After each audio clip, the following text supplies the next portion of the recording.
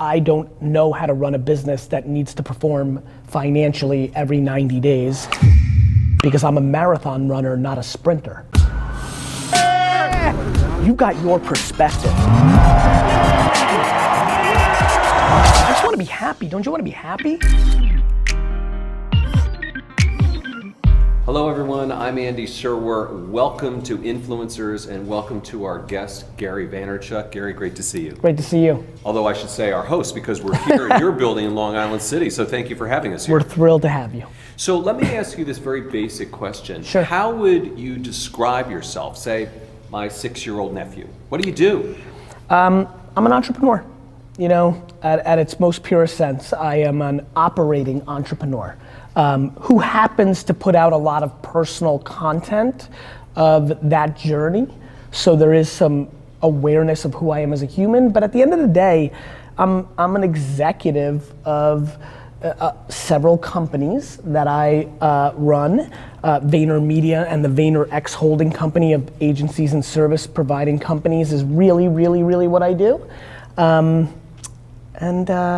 That's it. It's not super complicated other than the fact that I decided that it was in our business interest and in my own curiosity of what would it be like if you documented and produced content at a scale that had never been seen before around an executive. Right. What would it have looked like if Arianna Huffington, when she started the Huffington Post, what if she put out 5 to 10 pieces of content a day in podcast, vlog, and content across all the social platforms every day of the first 6 years of that journey?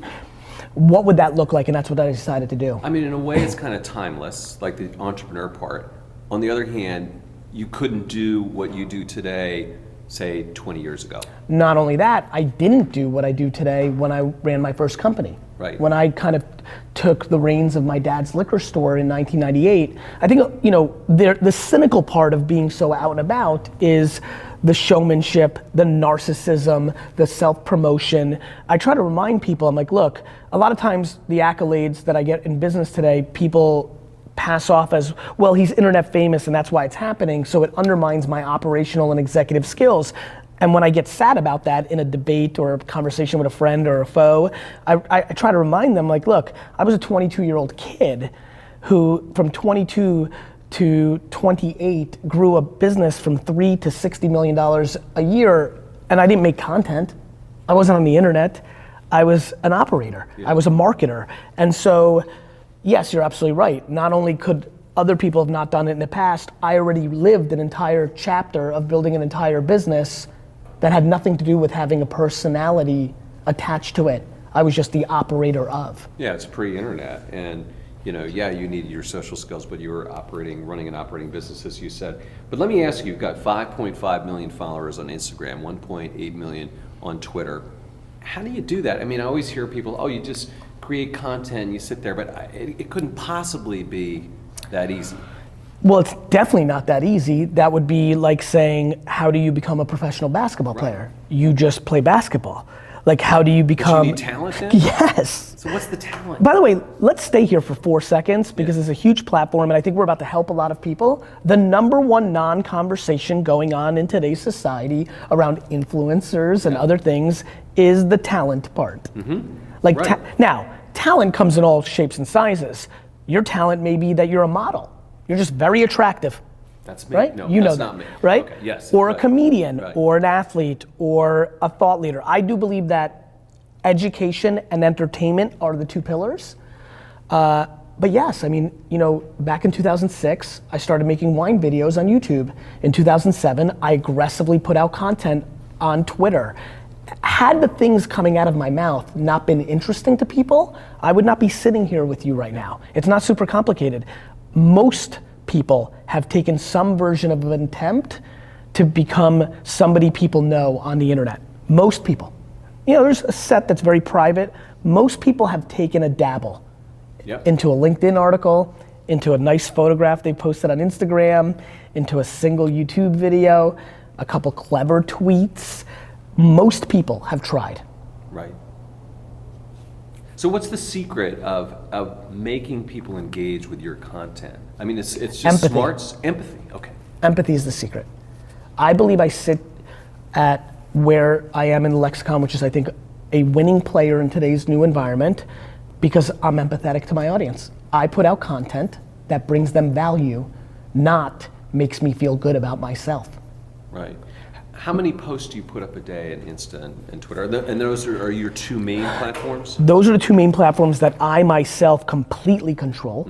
LinkedIn, Facebook, YouTube. I've, over the last 3 to 4 years, amassed a team of content creators, media amplifiers, strategists around my content. But I fully control Instagram and Twitter, and I put out 4 Instagram regular posts and probably, anywhere between 3 and 25 tweets a day. So, that's a lot. By the way, big shout out to you and your team, because the train going by now, the fact that you guys didn't stop it, I'm so pumped right now. Yeah. I'm fired up. Right. We wouldn't stop for that. If my phone rang, we wouldn't stop. I love that. That's like old people, old school stuff. But that is an evolution in content creation. Yeah. Like, it literally just took note. I'm like, oh, I like these. Good job. Good. Go. And that's empathetic. So how does the business model work? So explain your company to me. Is it VaynerMedia? Is that the entire business? VaynerMedia was the first company for about 6 or 7 years. And this is Vayner. Yeah, I mean, that's just inside stuff. Yeah. Okay. That's an inside stuff for us. We have fun with that. But VaynerMedia was the first company. After building up Wine Library, and then after being an investor in Facebook, Twitter, Tumblr, and having kind of Silicon Valley success, I decided to start the agency with a premise that eventually I would want to buy nostalgic and historic brands. And I would run them through my progressive consumer-centric marketing model. So I started an agency. It grew very quickly. Now there's something called VaynerX, because 2 years ago I bought PureWow.com, a women's lifestyle brand. Yeah. We started a men's brand recently called 137 PM. Then we started a speaking bureau 6 months ago called Vayner Speakers. We started a company in January to service small businesses, because VaynerMedia is made for Fortune 500s, called the Sasha Group, named after my dad, which is fun. We have a tech platform called Tracer that is evolving in a separate company. So now there's a VaynerX holding company, and very honestly, it's really no different than Publicis or Omnicom or WPP, or for people who are watching, it's just Mad Men 2020. Right? Obviously, a hell of a lot. I haven't watched the show, but I assume what they've had on the show, it's a heck of a lot culturally better. But Right. So how it's an advertising agency. Right. So the business model works like you have Fortune 500 clients. Like, give me some names. Chase, Budweiser, Pepsi, Hulu. And they pay you money. Service fees to make campaigns, pictures and videos on the internet and on television. Planters Super Bowl spot this year was made by this production company that we're in, and ideated creatively by VaynerMedia. We are paid to make pictures, videos, written words, marketing collateral. What's unique about VaynerMedia in today's world is, under the same roof, we also then are the media agency that places the media.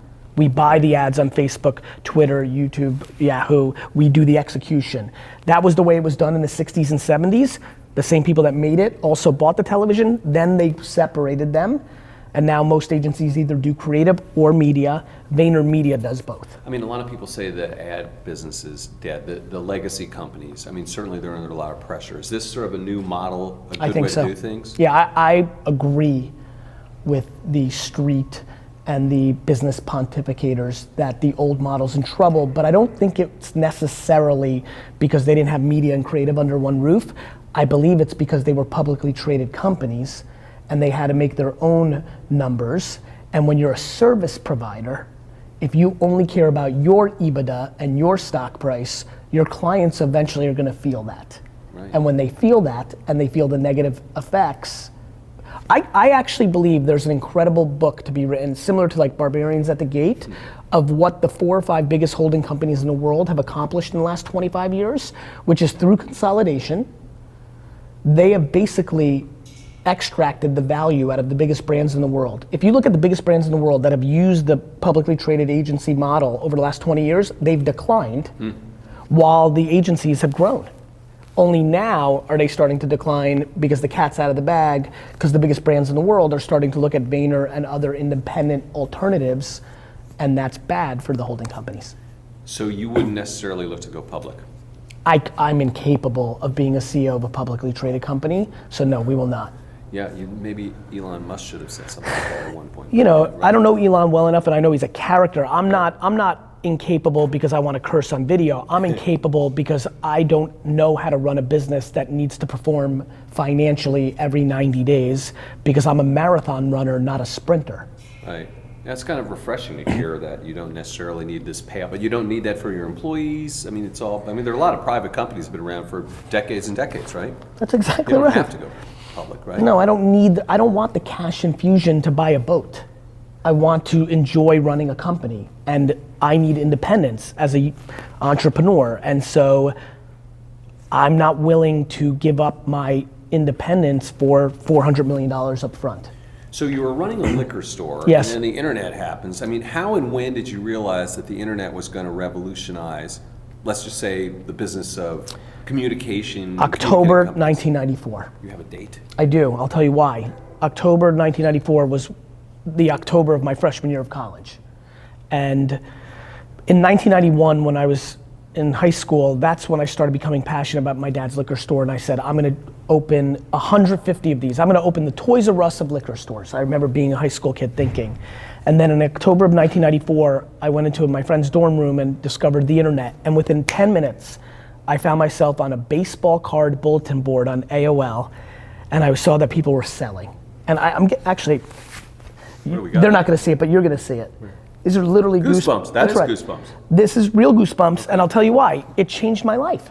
I can feel, how, I mean, I'm really getting them right now. I feel that's legit. That's legit. So I'm excited about this because it was a really transcending moment. Like I'm a weird kid, meaning I was a true entrepreneur. I was ahead of my. 94 was early, but that was before Netscape. Way before Netscape. I'm not sure the timing. Yeah, but is that right? Yeah, I believe you. You were an AOL bulletin board. Yep, right. yep. Mm-hmm. And I just remember thinking, this is it. I don't know what to say. I was like, this is it. And literally, 2 years later, because it took a little bit of time, I launched WineLibrary.com, one of the first e-commerce wine businesses in America, and it changed the course of my family's wine business. So how do you build an online brand? Easily. You produce content on the 7 to 25 places where people pay attention, and you produce it around things you know, and you amass awareness. I mean, how did Nike build a brand? They ran commercials. They did sponsorship. Like, it's just attention arbitrage. What does that mean? For me, it means my career, oftentimes I reference Mariano Rivera when I talk about my career. Mo. Mm-hmm. Mo was one of the great closers in baseball history. And at the end, knows that. He's a big Yankee fan. And so you're gonna appreciate this. Right. He had one pitch. He was solid at everything else, but he had this one pitch, and besides Edgar Martinez, literally nobody could hit it. And that's who I think I am. I'm good at other things. I'm a good COO, like I can operate. That's why I have businesses. I'm very good at HR. I'm good at PR. Like, I'm good at other things, but I am, this is now me talking about myself, but if you ask me, I think I'm remarkable at understanding what humans are actually doing before the masses understand they're doing it, right? I understood that online dating in 2001 was gonna be mainstream. That wasn't obvious until 2011, right? Or 13, or whenever Tinder really took hold, right? And so, what I mean by that is, I built Wine Library on the back of email and Google AdWords. Mm-hmm. In 1997, no liquor store in America thought it was a good idea to build up an email newsletter versus the catalog that they could send in the mail. Right. Got it? Right, yeah. In 2001, I bought every Google AdWord for every wine term, and nobody was bidding me up. Right. Got it? Yeah. In 2006, this is now documented, thank God. In 2006, I started a wine show on YouTube in February 2006. I was one of the first people to move fast on Twitter. I have podcasts and LinkedIn, like I'm consistently first, Right. and that skill has allowed me to be good at real estate. Right. Somebody bought up all of Dumbo. Yeah. Somebody once bought up most of Malibu. Like, some people see it. Right. I see human behavior. Okay, so what do you see right now? Voice. What does that mean? That means that everybody in this room and everybody who's watching this video is gonna do a lot more things with Alexa and Google Home and Apple Pod than they think today. Like what? order every single food that they eat, all of it. In 13 years, you will mouth in your office, in your home, you will say, send me a burger, or can you get me a Shake Shack, or I want a whatchamacallit bar. Get me my Sprite. Quinoa. That's right. Even. I want a quinoa salad, and this is where branding comes in. I want a quinoa salad. If you say that to Alexa, Amazon now has a lot of leverage. What quinoa salad are they gonna send you? Their own private label? Is some brand gonna pay $500 to be the affiliate? So you better say, I want Sweet Greens quinoa salad, which is why brand is about to become so much more, brand has always been the most important. Brand's about to become even more important because we're going to an audio-centric lead gen world, not a visual-centric. It's gonna be very big. Sounds like you think Amazon has a lot of upside here. I sure do. Yeah. Unless the government gets involved, which I don't know that stuff, that's above my pay grade, I would buy Amazon stock in perpetuity until Jeff Bezos no longer runs the company. But Amazon, Google, Facebook, Twitter, they have a lot of advertising power. Does that concern you that they've got so much of that pie? Of course not, because CBS, ABC, and NBC had that whole pie. Because the New York Times and the Washington Post had all that pie. And Yahoo at one point, I mean, there's always somebody that controls the pie. I know always people whining about it. That's right. Microsoft should have been broken up. IBM should have been broken up. Google should be broken now. It's the same old game. But should they be broken up? Facebook? I don't think so, mainly because I think that there's always another young Turk coming up and she or he is gonna destroy Mark Zuckerberg because Mark Zuckerberg becomes passive, because Jeff Bezos becomes passive, because Bill Gates becomes passive, because people become passive. Right. They become content, old, curious in other things, different parts of their life, sick, die. Right. This is run by people. Yeah. So we're in Long Island City. We just talked about Amazon. Yes. What did you think about that? Was the city right to boot them out, or activists right to boot I'm them out? so pumped you asked this question. Good, let's talk about it. I have no idea. Come on, man. You said you wanted to talk about that and you're punting. I'm not punting. Okay. The reason I just got so excited is as a guy who speaks with heavy conviction, which could come across as audacity or ego or overconfidence, nothing excites me more than when I'm interviewed, when I actually don't know the answer to something and I can say I don't know. But that's just it. So why don't you know? That's the follow-up question. Because I'm not willing to do the homework of the collateral things that happen after the fact, right? I don't understand the actual math around. My intuitive nature is when the greatest company in the world, or definitely in America, wants to set up shop, that has trickle down value prop. What I don't know is the concessions that the state or the city does, and the arguments on both sides of the equation properly and possibly have actual value to them. I just haven't taken the time to dissect it. Let me give you an example. I believe that TV advertising is grossly overpriced. Right. I also think that the Super Bowl is the #1 best buy in marketing. So that's a contradiction within the micro of the macro. That's why I can't answer the LIC. I don't know. Right. Well, what do you think about politicians like Alexandria Ocasio-Cortez, who says that we should have more government involved in terms of people making higher wages? It's an interesting question. I was born in the Soviet Union. So I laugh when Americans try to paint liberals as socialists or communists, because that's Americans that haven't lived in communism. Right. So here's what I would say. I am stunningly socially liberal. At the same token, I'm an alpha entrepreneur and believe in many of the things of capitalism. What I don't like is when capitalism gets old, aka an alpha gets old, and then she or he tries to use their money to change the rules of merit. So I'm disgusted by that. At the same token, I have many 20-year-old kids hitting me up and saying, Gary, you're rich, you should give me your money. So I'm very scared of the slippery slope of massive entitlement. Yeah. So, more government involvement doesn't hit me well in my alpha player on the field, I'm an entrepreneur. It hits me tremendously well as I'm the human being and I want everybody to be healthy and happy to the best of our abilities. I think the answer is always somewhere in between. The biggest problem I have, listen, I'm willing to give up 95% of my earning I really am. Let's go to taxes. Maybe getting close to that in this state. I'm willing to. I just want to be the one who gives it away. Right. Wait a minute. I'm gonna work my face off, bleed, in perpetuity, and I'm gonna give it to you, and you're gonna decide who got 36,000 votes? Like, let's, like, and you've never operated anything in your life, and you're third generation wealthy, or your ideology, and you have no practical skills? Like, this is not about giving away money, it's about giving away money to people that have no idea what to do with it. Like, that starts where it gets a little complicated. So, I want everybody to be awesome and happy and healthy, and I'm willing to pay unbelievable amounts for it. I just want to see how you're going to spend it. Right. Shifting gears a little Please. bit.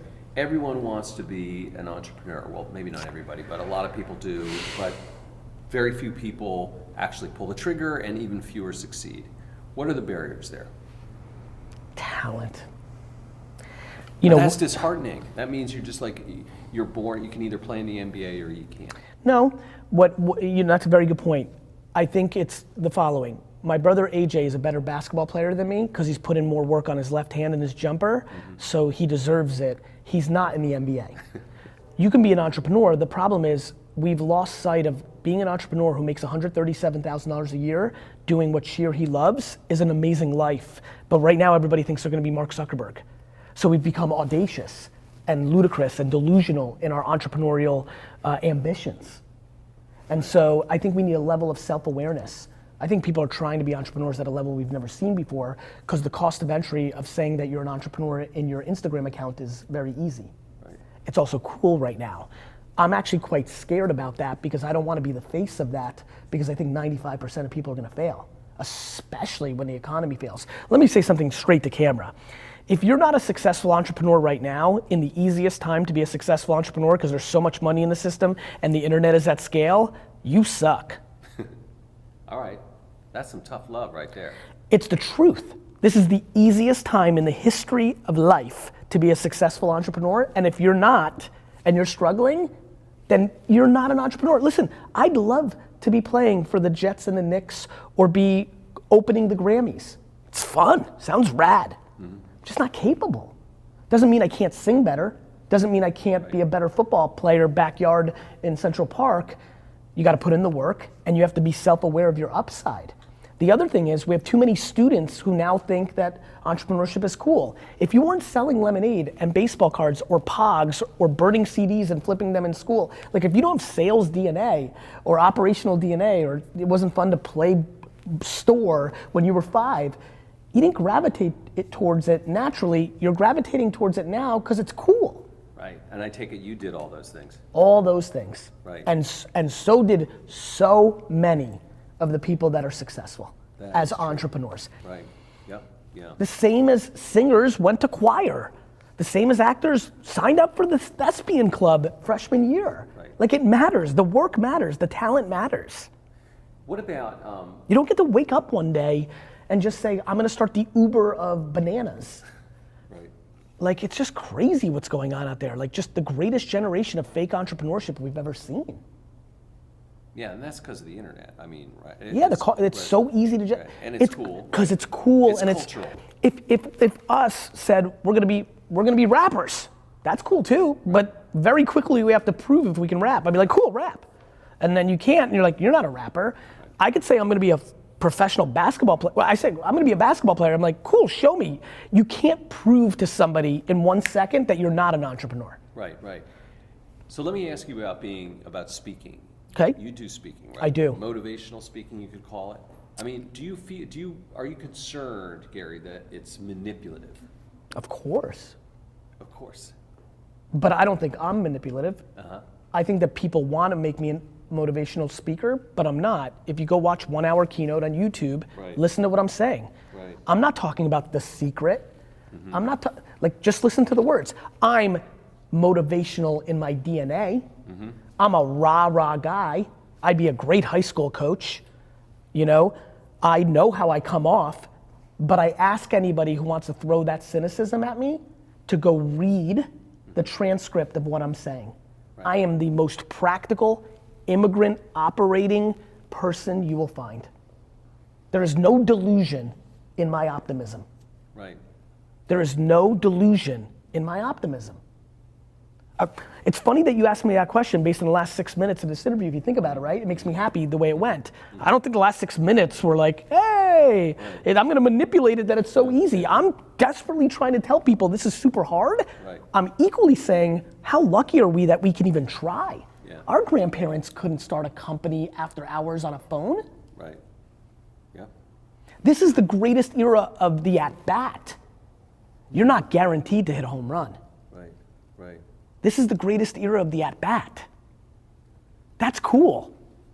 That makes me happy. There's a lot of people struggling, paying for college loans, and they get home at 7 p.m. and I'm saying to them, let me motivate you to not use Netflix and 2K and beer to escape your problems. Let me motivate you to at 7 p.m. to spend the next 5 hours to build something for yourself on Shopify or eBay or Instagram or YouTube to get you out of your situation.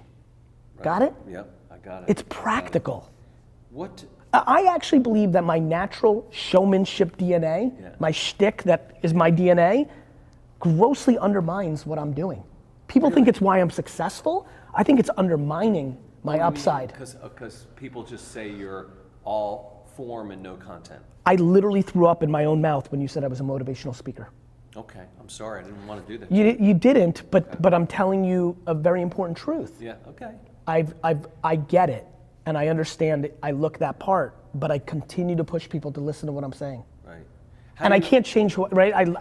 I'd love to be lower, but I'm pumped. That's who you are. So how do you prioritize? How do you choose what you do? How do you allocate your time, number one? My admins rule my life. I literally had no clue we were doing this just now. We're doing it. I'm aware. Like she walked over. She's like, "You ready?" I'm like, "Okay." I didn't even know it was the Yahoo one. That my calendar rules my life. Mm-hmm. Me and my team are thoughtful about what we book. Right. I spend the far majority of being the operator of Vayner.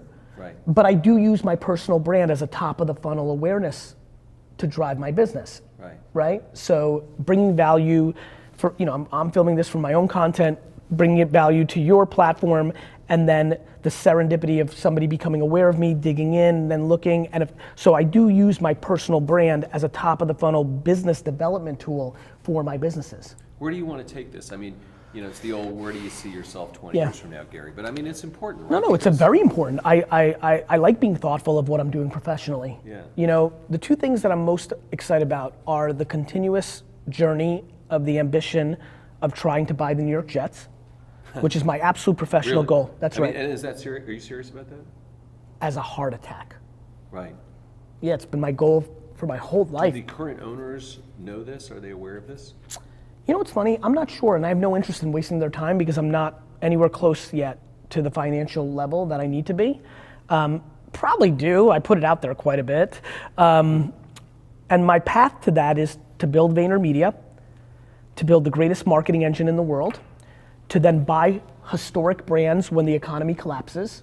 So I want to buy Tootsie Rolls or Reebok Right. And then I want to become the CEO of that. So I want to buy something in the next decade for 200 to 500 million. Then I want to run it for a decade and then flip it for 3 to 5 billion and buy the Jets. And then I want to make content that leaves a positive legacy in allowing people to, at least use me as a context point.